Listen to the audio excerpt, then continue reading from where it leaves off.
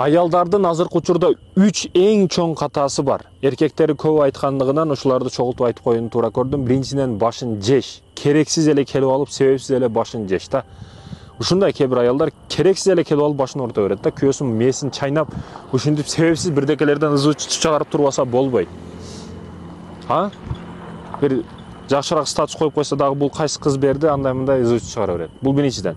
Экинчи маселе, күйөөңүздү эч качан салыштырбаңыз. Паланчанын ери мынандай кылып атат, паланчанын ери күндө эртең менен аялын өөп коет экен.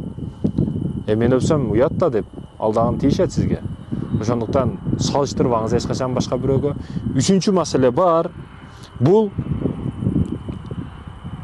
эже карындаштарым, урматтуу аялдар, ар бир учурда күйөөңүзгө өзүңүздү арнаганды билиңиз. Жада калса хадис бар го, тандырган аныңыз жап аткан учурда дагы чакырса төшөккө келишиңиз керек. Төшөк маселеси өтө орчундуу маселе.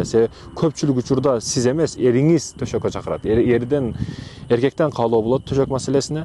Эгер сиз бербесеңиз, ал көчөдөн издегенин аракетин кылып калат, ошондон кыянат, ошондон ойноштук, бардыгы маселелер болуп атат.